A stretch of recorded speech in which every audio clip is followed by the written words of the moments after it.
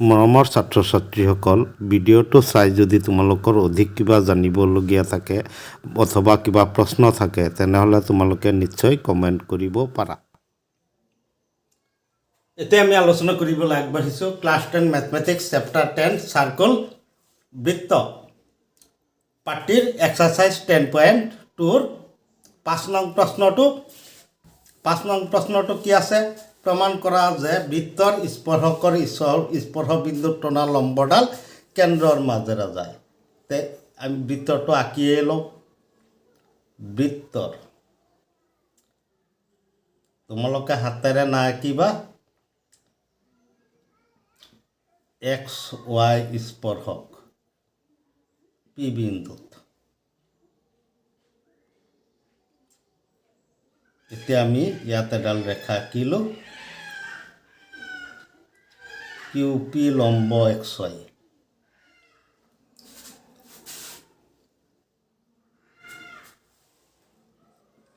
এতিয়া আমি এইটো সমাধান কৰিবলৈ আগবাঢ়োঁ। ধৰি লওঁ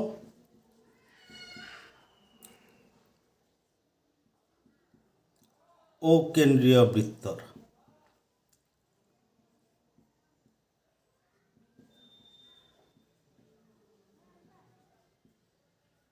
এক্স ৱাই পি বিন্দুত স্পৰ্শক।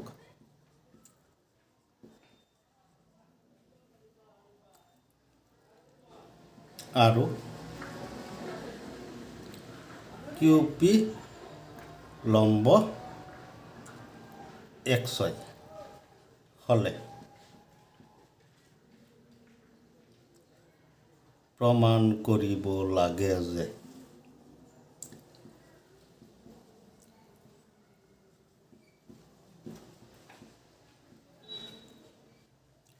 O বিন্দুটো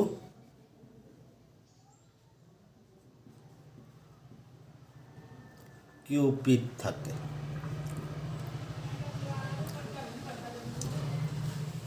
এতিয়া আমি এইটো সমাধান কৰিবলৈ অংকন কৰি লওঁ। অংকন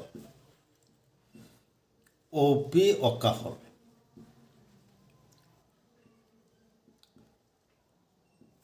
এইটো অলপ আঁতৰেদি আঁকিলেও আঁকিব পৰা, আমি অ' পি আঁকি দিলোঁ ইয়াত।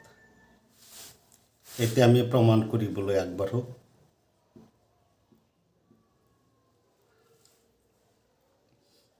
কিউ পি লম্ব এক্স ৱাই ধৰি লোৱা মতে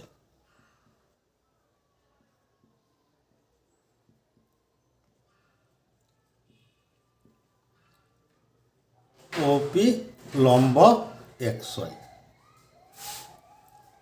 ব্যাসাৰ্ধ স্পৰ্শকৰ স্পৰ্শবিন্দুত লম্ব।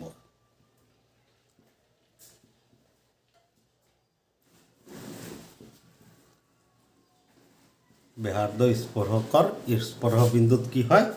লম্ব হয়।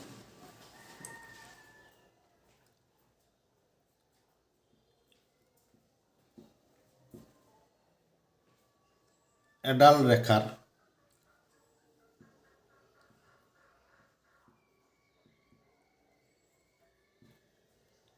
এটা বিন্দুত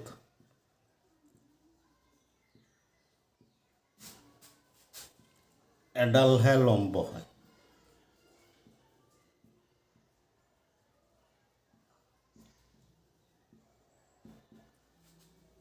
গতিকে আমি কি ক'ব পাৰোঁ? মানে যিকোনো এডাল ৰেখাৰ এটা বিন্দুত আমি এডালহে লম্ব আঁকিব পাৰিম। তাৰমানে আমি 10টাও যদি আঁকো একেডাল লম্বই বুজাব। ইয়াত যদি আমি ইফালৰ পৰা আঁকো একেডাল ৰেখা হ'ব। তাৰমানে এতিয়া কিউ পি, গতিকে আমি কি ক'ব পাৰোঁ? কিউ পি আৰু অ' পি একেডাল ৰেখা, গতিকে কিউ পি আৰু অ' পি একেডাল ৰেখা। এতিয়া এই দুয়োটাল যদি একেডাল ৰেখা হয়, এতেকে অ' বিন্দুটো কিউপিড থাকে কিউপি ৰেখাত থাকিব না নাই এতেকে আমি কি ক'ব পাৰোঁ এতেকে স্পৰ্শকৰ স্পৰ্শ বিন্দুত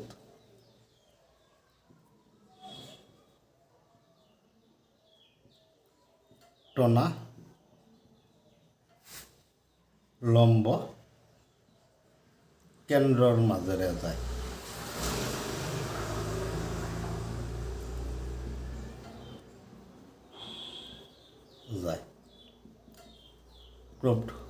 প্ৰমাণিত হ'ল প্ৰমাণ কৰা হ'ল আমি এটা পাতিলেই হ'ল এই সমস্যাটো আমি এনেদৰে সমাধান আগবঢ়ালেই এইটো 2 মাৰ্কছৰ প্ৰশ্ন হ'ব পাৰে আমি সম্পূৰ্ণ নম্বৰ ইয়াৰ পৰা পাই যাম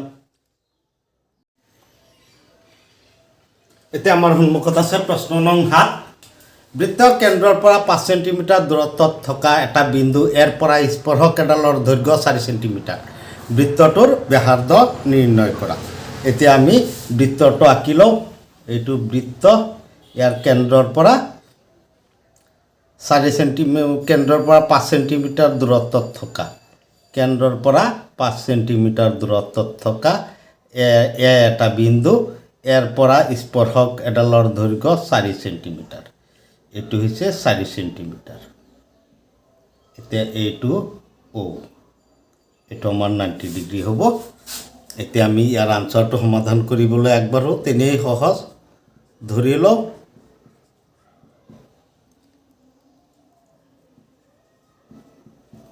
অকেন্দ্ৰীয় বৃত্তৰ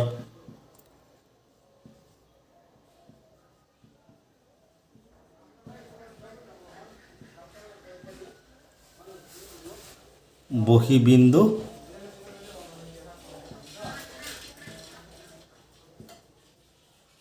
A OA is equal to 5 centimeter AB বহিবিন্দু A আৰু AB স্পৰ্শক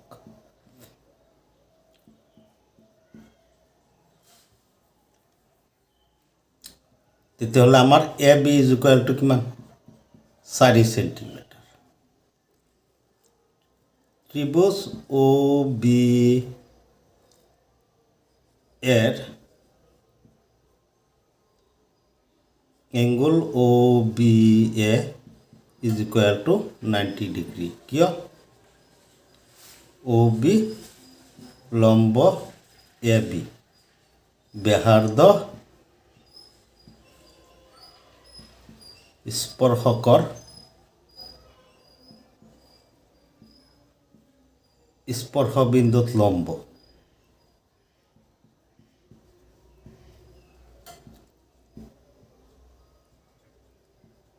ব্যাসাৰ্ধ স্পৰ্শকৰ স্পৰ্শ বিন্দুত কি হয় লম্ব হয় আমি এই কথাটোই জানোই এতেকে OAB এর এঙ্গল OBA 90 ডিগ্ৰী এতেকে পাইথাগোৰাছৰ সূত্ৰ মতে আমি কি লিখিব পাৰোঁ AB square plus OB square is equal to OA square এটা আমাৰ OB ব্যাসাৰ্ধটো উলিয়াব লাগে OB square is equal to OA square minus AB square এতিয়া আমি ইয়াৰ পৰা কি পাওঁ OA square minus AB square 5 square minus 4 square এতিয়া আমি এটোৰ পৰা কি পাব পাৰোঁ 5 plus 4 A plus B whole into A minus B 5 minus 4 is equal to আমি কিমান পাওঁ 9 into 1 এতিয়া আমি বৰ্গমূল লৈ দিলে OB is equal to 3 এতেকে বৃত্তটোৰ আমি কিমান পাই গলো ব্যাসাৰ্ধটো পাই গলো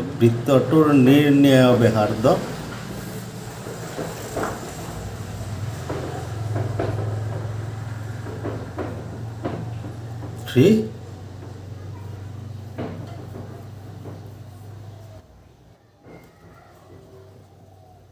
3 সেণ্টিমিটাৰ আমাৰ এই সমস্যাটো এনেদৰে সমাধান কৰিলে হৈ গ'ল এটো এটা 2 মাৰ্কছৰ প্ৰশ্ন হ'ব পাৰে তোমালোকে এইখিনিত আৰু ছুটি নিয়ম ব্যৱহাৰ কৰি 5 স্কয়াৰ - 4 স্কয়াৰ = 9 পাতি দিব পাৰা বা 5 square 4 square OB equal to 3 direct পাতি দিলেও তোমালোকৰ অসুবিধা নাই।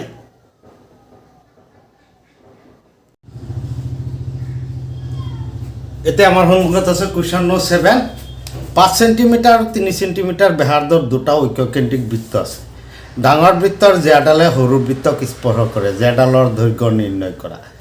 এতিয়া আমাৰ দুটা বৃত্ত, এটা 5 সেন্টিমিটাৰ ব্যাসাৰ্ধৰ, এটা 3 সেন্টিমিটাৰ ব্যাসাৰ্ধৰ, কেন্দ্ৰ একেটাই O।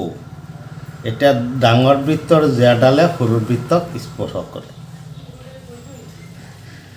AB জিয়া M বিন্দুত স্পৰ্শ কৰে, OM আৰু OB আঁকিব। OB হ'ব কিমান 5, OM হ'ব 3, গতিকে আমি এইটো M পাই যাম। এতিয়া আমি এইটো সমাধান কৰিবলৈ একবাৰো ধৰি লওঁ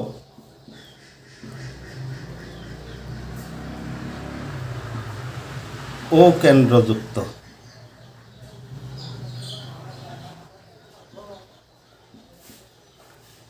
C1 আৰু C2 বৃত্ত দুটাৰ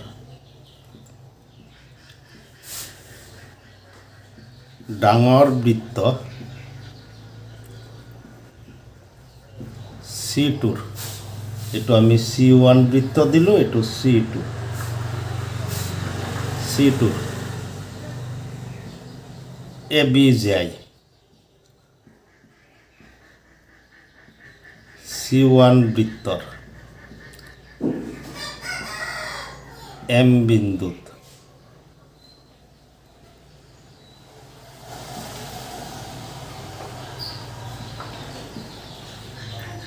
স্পৰ্শ কৰে।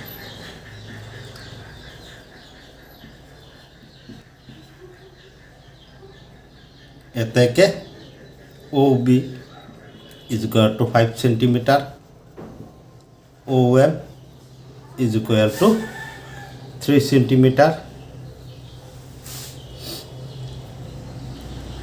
angle OMB is equal to 90 degree, ব্যাসাৰ্ধ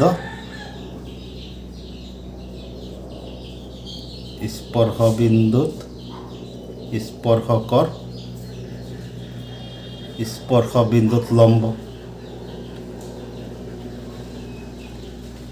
এতিয়া ডাঙৰ বৃত্তৰ জিয়া ইয়াত স্পৰ্শ সৰু বৃত্তটোৰ ব্যাসাৰ্ধ এইটো স্পৰ্শ বিন্দুত লম্ব, গতিকে এংগল ত্ৰিভুজ OMB এংগল OMB 90 ডিগ্ৰী এটাকে পাইথাগোরাস ঘটাই দিলে এটাকে MB square plus OM square is equal to OB square. এরপর আমি MB square is equal to OB square minus OM square is equal to 5 square minus 3 square is equal to আমার হব 4 square. এ থেকে MB is equal to 4, MBৰ মাপ 4 হ'ব। এতিয়া আমি ডাঙৰ বৃত্তটোৰ বাবে হয়নে কি হ'ব AM is equal two BM is equal two কি হ'ব ইমপ্লাইজ জিয়ালৈ কেন্দ্ৰৰ পৰা জিয়ালৈ টনা লম্বই জ্যাক সমদ্বিখণ্ডিত কৰে is equal to half of AB। জ্যাক সমদ্বিখণ্ডিত কৰে এইটো আমি জানোই। এতেকে AB ইজ ইকুয়াল টু কি হ'ব 2BM 2 into 4 is equal two 8 centimetre. আমার এবির দৈর্ঘ্যটো কিমান পালো আমি 8 সেন্টিমিটার পাই গ'লো। এই সমস্যাটো আমি এনেদৰে সমাধান কৰিলেই হৈ গ'ল।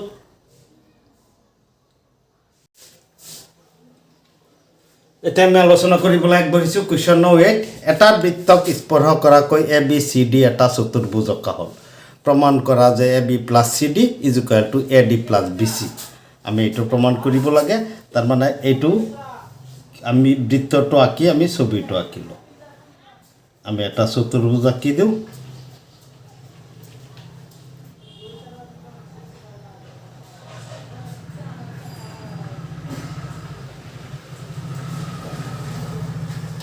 এতিয়া আমি এইটো ABCD এতিয়া আমাৰ দেখুৱাব লাগে কি AB plus CD AD plus BCৰ সমান আমি দেখুৱাব লাগে। ধৰি লওঁ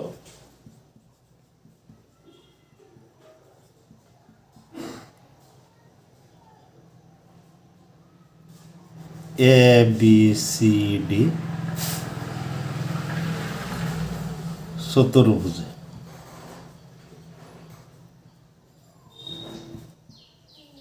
অকেন্দ্ৰীয় বৃত্তক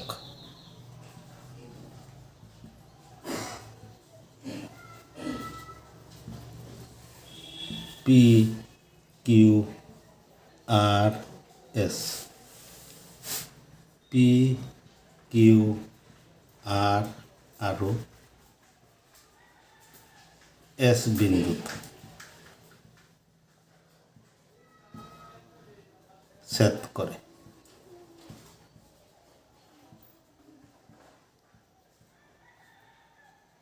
প্ৰমাণ কৰিব লাগে যে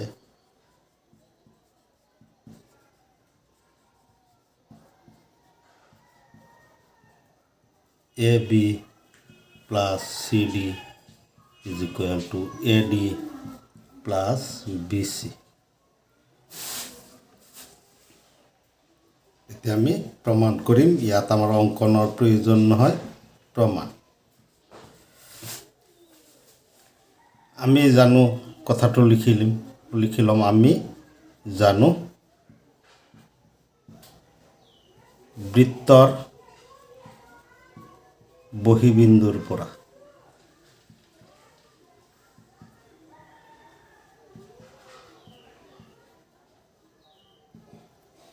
অঁকা স্পৰ্শকৰ দৈৰ্ঘ্য সমান।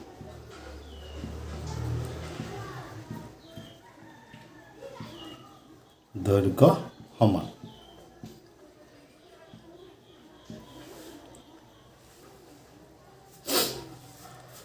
এতেকে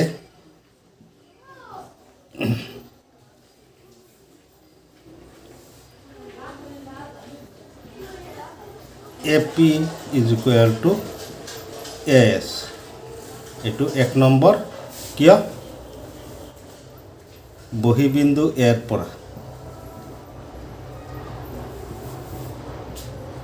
পৰা AP আৰু AS স্পৰ্শক। আমি স্পৰ্শক বুলি এইখিনি কথা লিখিলোঁ কাৰণ আমি এই কথাখিনি আগতেই লিখি লৈছোঁ। এতিয়া আমি বি বিন্দুৰ পৰা যদি যাওঁ BP is equal to BQ। এইটো 2 নম্বৰ বহিবিন্দু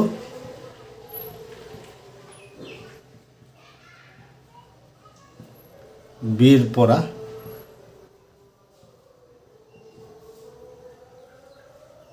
BP আৰু BS স্পৰ্শক। গতিকে স্পৰ্শকৰ বহিবিন্দুৰ পৰা অঁকা স্পৰ্শকৰ দৈৰ্ঘ্যবোৰ কি হয়? সমান। এতিয়া তোমালোকে এইটো পাতোতে লক্ষ্য ৰাখিবা।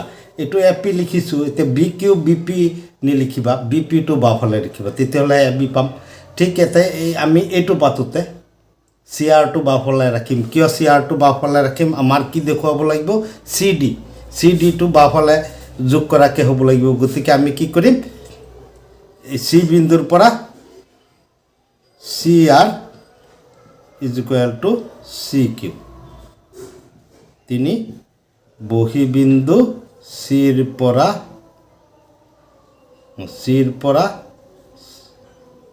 CQ আৰু CR স্পৰ্শক ঠিক একেদৰে আমি এই D বিন্দুৰ পৰা DR DS লিখিম DR is equal to DS এই কথাটো মনত ৰাখিবা কিয় মিল পৰাকে আমাৰ বহি বিন্দু D ৰ পৰা DR আৰু DS স্পৰ্শক এতিয়া যদি আমি যোগ কৰি দিওঁ 1 + 2 + 3 + 4 আমি চাৰিওটা যোগ কৰি দিলে AP + BP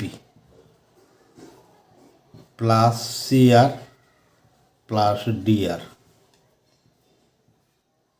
ওপৰলৈ আমি AS + DS এই দুটা আমি একেলগে লিখো এই দুটা BQ আৰু CQ একেলগে লিখো BQ + CQ আমি কিয় এইকেইটা বন্ধনীত দিলোঁ বন্ধনীত দিয়াৰ কাৰণটো AP আৰু BP কি হ'ব AB CR আৰু DR AB + CD আমাৰ বাপক্ষটো হৈ গ'ল ইজ ইকুৱেল টু আমি AS আৰু DS কি বুজাব AS আৰু DS যোগ কৰিলে AD হৈ যাব প্লাস BQ আৰু CQ যোগ কৰিলে কি হৈ যাব BC আমাৰ প্ৰমাণ কৰা হৈ গ'ল গতিকে এই সমস্যাটো আমি এনেদৰে এই সিস্টেমটো মনত ৰাখিবা APBP মানে এডাল ৰেখাৰ লিখাটো আমি বাপক্ষত লিখিম কিয় লিখিম বাপক্ষত যিখিনি আছে হেতু যাতে উলাই আমি সেই হিচাপে মিলাই লিখি গৈ থাকিলে হৈ যাব বহুত উলট পালটকৈ পাতে পিছত পাক লাগি যায় গতিকে আমি